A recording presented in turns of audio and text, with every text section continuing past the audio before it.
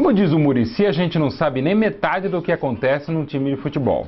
Eu sou um pouco menos otimista do que o Muricy, ou talvez mais realista. Acho que a gente não sabe nem 1% do que acontece dentro do vestiário, dentro de uma administração de um clube, dentro da tribuna dita de honra. Na verdade, a gente não sabe nem o que acontece em casa e nem na própria cabeça, ainda mais nas questões envolvendo o coração, como é o futebol. Mas eu só sei que o Fluminense perde um grande treinador, um tetracampeão brasileiro, o treinador do ano passado, que não vinha fazendo um grande trabalho como todo o Fluminense, mas eu devo dizer que muito provavelmente as alegações dele de que muitas coisas haviam sido prometidas e não foram feitas até agora nas Laranjeiras e em Xerém levaram a essa ruptura.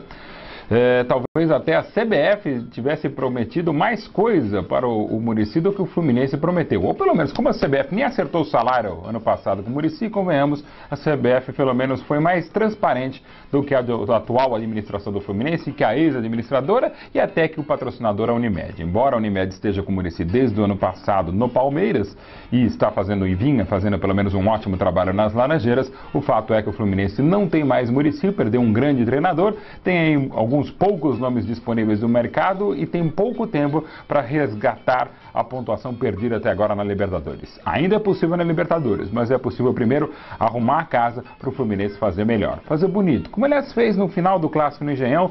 Vamos ver aqui com a ajuda do Tactical Pad o que aconteceu ou que tentou acontecer ontem no Clássico Fla-Flu no Engenhão. Muita gente cornetando, e eu acho até com um pouco de razão, a escolha tática do técnico Vanderlei Luxemburgo. Do Flamengo ainda invicto em 2010, né? Em 2011, aliás. Um Flamengo campeão da Taça Guanabara, classificado antecipadamente na Copa do Brasil, e o Flamengo que tem esse monstro aqui, Ronaldinho Gaúcho, que deu uma matada sensacional no segundo tempo, num lance com um Conca, mas é pouco para ele. Muitos vão dizer porque ele está jogando aqui, ó, como centroavante não é a dele. De fato não é.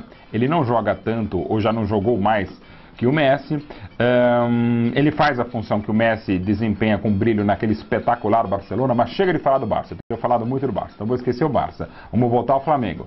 Mas o Ronaldinho pode jogar aqui, como o Thiago Neves pode jogar por aqui, jogou até no começo mais à esquerda, cortando por dentro, tem habilidade e tem qualidade para isso. O Negueba, embora ainda não tenha físico, chuta forte, tem um belo chute na primeira etapa, tem potencial para crescer. Que mais? Aqui da frente, Thiago Neves, Ronaldinho e Negueba, esses três funcionam. A questão é aqui no meio. Maldonado marca bem, marcou o Conca que está voltando aos poucos a jogar bem, deu um canho de espaldas, um drible típico do Riquelme do Boca Juniors, sensacional. Aqui do lado, ele estava de costas para o Egídio e meteu a bola, olé, e passou por aqui e saiu por aqui. Mas o Conca ainda não é aquele. Um dos motivos da saída do Muricy e do mau desempenho do Fluminense é justamente pela falta de ritmo de jogo do Conca. Embora, convenhamos, indo lá para São Paulo, o Ganso mostrou em 10 minutos na Vila Belmiro que falta de ritmo de jogo às vezes é falta de melhor desculpa, porque o que o Ganso fez em 10 minutos, convenhamos, e depois na meia hora final contra o Botafogo de Ribeirão Preto, não é para qualquer um. Mas a questão do Flamengo é essa aqui, ó. Maldonado marca muito, mas não tem lá um grande passe. O que também não tem o Williams e o que já teve o Renato Abreu. Com tanto passe sendo errado, pode botar aqui o Nunes, o João Danado, pode botar o Silvio Pirillo dos anos 40, Doval, quem você quiser de centroavante do Flamengo, que a bola não vai chegar. E chega melhor com o Léo Moura, avançando para a direita, chega pior com o Egídio, que ainda não justificou o seu retorno à Gávea, e do meio para trás o Flamengo vai bem. Então, pelo menos foi o suficiente para enfrentar um Fluminense carente de Fred, por melhor que seja a fase do Rafael Moura, ainda com o Emerson sem o tal ritmo de jogo, e no meio Marquinho marcando e saindo pela esquerda, Conca melhorando um pouquinho, mas daqui para trás a coisa prejudicada para o time do Muricy e para o time do futuro treinador do Flu. Diogo não é o volante ideal, Diguinho é menos volante do que ele se imagina, pelos lados o Flu continua saindo muito bem com o Mariano apoiando e com o Carlinhos fazendo a mesma coisa à esquerda, mas sobra para uma zaga que já não é a mesma, porque Gum não tem tido eficiência do ano passado, Leandro Eusébio voltou a ser aquele zagueiro irregular e inseguro, e aqui na meta, ô Mauro, não é o Diego Cavalieri não, cara. Aqui é o Ricardo Berna, tá aqui, ó, perdão, esqueci de trocar, ó lá, aham, Ricardo Berna na meta. Entendo bem, mas não é um goleiro totalmente confiável, como não tem sido esse sistema defensivo. Parte dos problemas do Fluminense passa exatamente por essa irregularidade defensiva, pela forma do Conca, pelas lesões de jogadores importantes como o Fred e agora principalmente pela saída do Muricy. Se já dava difícil imaginar o que seria do Fluminense nos próximos meses, agora fica praticamente impossível. Eu ainda acho que dá para se classificar na Libertadores, mas daqui para frente resta saber o que vai ser dessa baita incógnita que é o campeão brasileiro, o Fluminense. Imagine só esse time do São Paulo com Luiz Fabiano no comando de ataque. Você pode botar o Luiz Fabiano como centroavante, pode botar o Lucas na armação pela esquerda, como jogou contra o Santo André, pela direita onde ele gosta de jogar, por dentro, em todos os lugares, né? Porque é fabuloso esse Lucas, mais do que o Luiz Fabiano, que tem uma média de gols espetacular, é o segundo maior artilheiro na média de gols da história do São Paulo, o 12º em números absolutos, e absolutamente chega para ser o titular da camisa 9 do São Paulo, como seria em qualquer time do Brasil e da América do Sul.